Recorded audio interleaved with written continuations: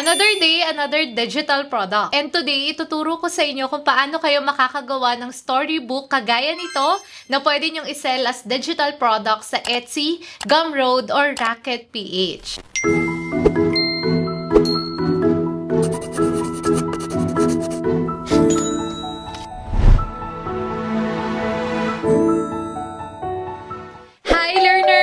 Welcome back to our channel. Ako nga po pala si Rose. At kung bago ka pa lang dito sa ating channel, i-click mo na ang subscribe button, pati na rin ang notification bell para updated ka kung may mga bago tayong upload na video na pwedeng makatulong sa'yo. And today, pag-uusapan nga natin kung paano tayo makakagawa ng storybook or animated storybook na pambata gamit ang isang AI tool na perfect for beginners. So I'm sure excited na kayong malaman kung paano. So tara, let's get started. So first thing first, bago tayo gumawa ng storybook, kakailanganin nga natin dito ang isang AI tool platform which is itong si RedKids. So Miss Rose, ano ba yung si RedKids? So ito nga po ay isang AI-powered platform that helps you create and publish children's ebook easily. So para siyang Canva pero pang storybook. So here you can write, illustrate, or even animate your stories. So diba, all in one place na yan. And ang maganda rin dito, wala kang kailangan na technical background kasi kahit na beginner ka, kaya mong gumawa ng story na pang pro level. So ito nga pong si RedKids ay perfect for educators, illustrators, or kahit yung mga gusto lang mag-share ng creative ideas online. And also, pwede rin sa ito kung ikaw ay isang digital product seller. So technically kasi dito, yung mga magagawa mong storybook is considered as digital products. So pwede nating mabenta yan sa Etsy, Gumroad, or Racket PH. Pero dito remember ha, walang instant kita. Ang goal natin in this video is for you to create and develop your skills. So now nga na alam na natin kung ano nga ba itong si RedKids, punta na tayo dun sa creation part. So for the step 1, punta nga lang tayo dito sa redkids.com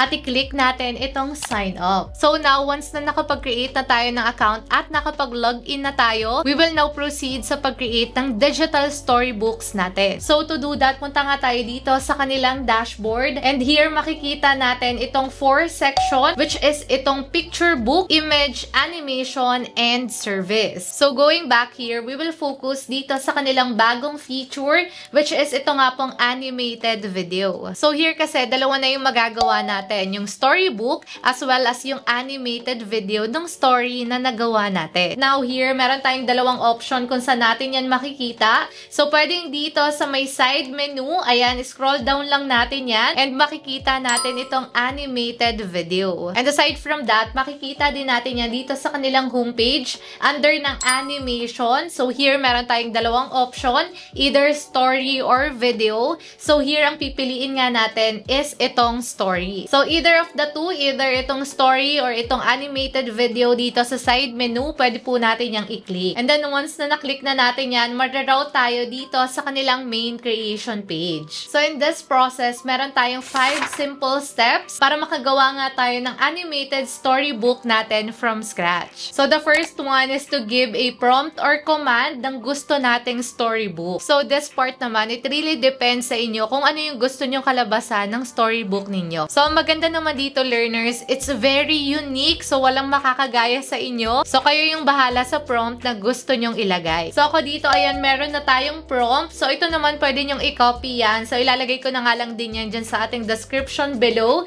So edit nyo na nga lang po yung ibang details. So now, once na nalagay na natin yung prompt natin dito, another good thing here with RedKids is that pwede pa nating i-customize yung storybook natin by using the customization option dito sa taas. So ayan, meron nga tayong option ng age dito. Ayan, merong 4 to 6, 7 to 9, and 9 to 12. And aside from that, ayan, meron tayong story type. Pwede tayong pumili dyan. And aside from that, meron ding story theme dito. Merong third person perspective and first person. So pili na lang kayo dyan. And meron ding non-anthropomorphic. So, yun, so, ito merong option dyan ng non-anthropomorphic. Ayan, hindi ko alam yung ibig sabihin yan. So, pili na lang kayo dyan. And dito merong size yan. So, 16 by 9. Since animated video nga din po itong pinili natin. And then, ito, once na okay na tayo sa prompt and details natin, select na natin itong AI generate. And then, so after that, as you can see, AI will help us write the full story from beginning to end. So, dito naman, once na nakapag-generate na ng storyline, just in case na meron kayong gustong baguhin, you can do that. So, pwede nyong i-edit or i-adjust yung story na gusto ninyo. So, yan, edit lang natin yung ibang details dito. And then, once done, kapag okay na kayo sa story ninyo, pwede na natin i-select itong extract roles. And then, after that, ayan, mariroute tayo dito sa visual style selection ng storybook natin. So, here naman, ayan, marami tayong option. Pero dito, learners, ang tip ko sa inyo, piliin nyo yung format or yung style na babagay dun sa story na napili ninyo. So, like in my case, ang palagay kong babagay dun sa story na nagawa ko, since pang bata yan, pang 4 to 6 years old, ang pipiliin kong style is itong Pixar. So, sa-select nga lang natin yan, and then itatap natin itong next button. And then after that, ayan, mapupunta na tayo dito. So, ang next natin gagawin is pipili na tayo ng visual image nung character natin. So, dito naman ang maganda, since pipili nga po tayo each character, so magiging consistent nga po yan all throughout nung storybook natin. So, dito nga yan, para makapili tayo ng character natin, i-generate lang po natin yan each character. And then after that, meron nga po tayong 4 option. So, pipili nga po tayo dyan ng gusto natin. So, ako dito, meron akong 3 character, which is itong si Bella the Bunny, Toby the Turtle, and Mia the Monkey. So, pili nga lang tayo ng character natin. And by the way, dito pala, learners, pwede nating i-edit yung character na gusto natin. So, pwede natin palitan yung skin, yung accessories, yung clothing. Dito nga lang po yan sa may left side. So, itatap lang natin yung edit character. And then, ito kapag okay na tayo sa mga characters natin, select na natin itong next button. Now, ayan, nandito na tayo sa ating storyboard. So, here, Red Kids will automatically help us build the whole storybook, including the front and back pages. So, dito again, pwede tayong mag-edit ng text, mag-delete ng pages, or i-adjust natin kung ano yung gusto nating i-adjust. So, kapag okay naman na tayo sa lahat, na-check na natin yan, at kapag gusto na nating mag-proceed, i-select na nga po natin itong next button. And then, after that, ayan, generating na nga po yung storyboard natin. So, hintayin nga lang natin yung matapos. After that, ayan, mariroute na tayo dito sa film strip natin. So, dito naman, learners, ang gagawin natin is that i-generate nga po natin each pages para nga po ma-adjust natin yan based nga po dun sa gusto natin. So, like for example, for this page, isa-select nga lang po natin yung generate button. By the way pala dito, learners, pwede nating i-edit or pwede tayong maglagay ng special prompt natin. So, nandito nga po yan sa may right side and maglalagay nga lang po tayo ng prompt dyan. And pwede nga rin po tayong mag-add ng character dito. And then, kapag okay na tayo, sa-select lang po natin yung generate button. So, ito na nga po yung na-generate na first page. So, for me, medyo nakukulangan pa ako dyan. So, ang gagawin ko is mag-a-add ako ng prompt na i-add nga po yung character dito sa ating front page. And mag-a-add role nga lang po tayo dyan. So, i-add natin dyan itong si Toby the Turtle and Bella the Bunny. Then, after that, ayan, i-generate nga lang po natin yan. And then, once done, ayan, ito na nga po yung na-generate. So, by the way pala dito, learners, meron tayong 4 na option each pages. So, pili na lang tayo kung ano yung magmamatch dun sa story natin. So, di ba maganda dyan? Meron na tayong mga option. So, dito rin, learners, pwede tayong mag-edit ng text color. Ayan, pwede rin natin palitan yung font and design. So, kayo ang bahala dito. So, basically, ganyan yung gagawin natin each pages. So, same process lang din. Mag-generate tayo and pipili tayo nung magmamatch dun nga po sa story natin. And then, ayan, so, ito tapos na tayo each pages. So, completed na yan. So, na-review na rin natin yan. So, ang next step na gagawin natin is punta naman tayo dito sa animation.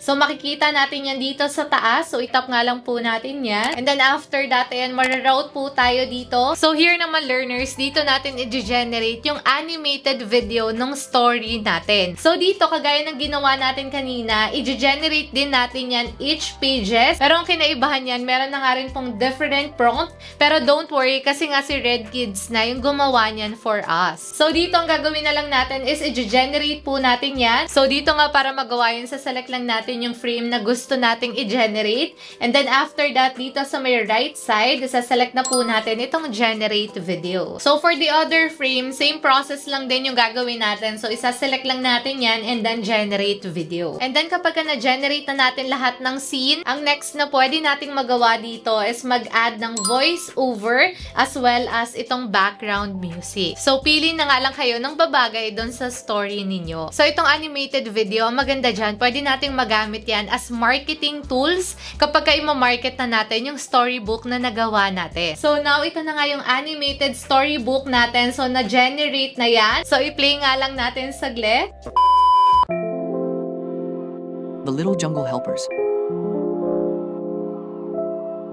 The warm sun shone brightly in the blue sky. It was summer, and Bella the bunny hopped along the leafy path, her nose twitching with excitement. Today was special. She and her friends were camping.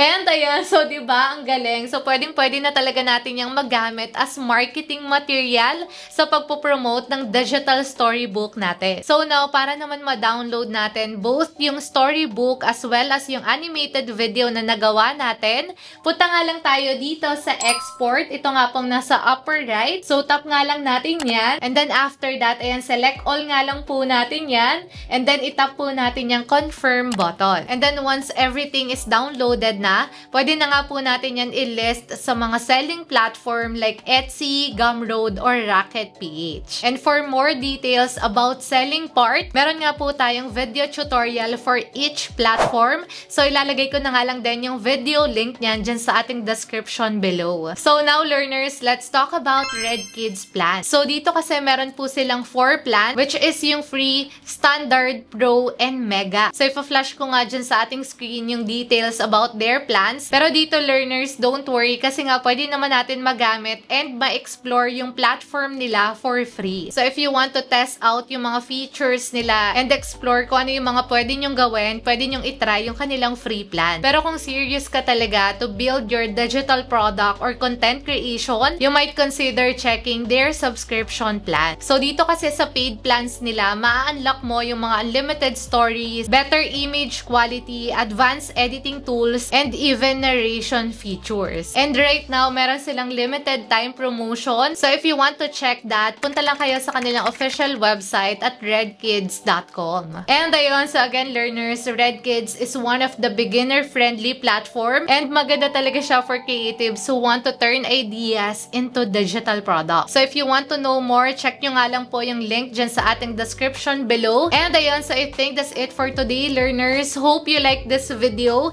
and please share this video para marami pa tayong matulungan online. And ayun, so goodbye for now. See you on our next video.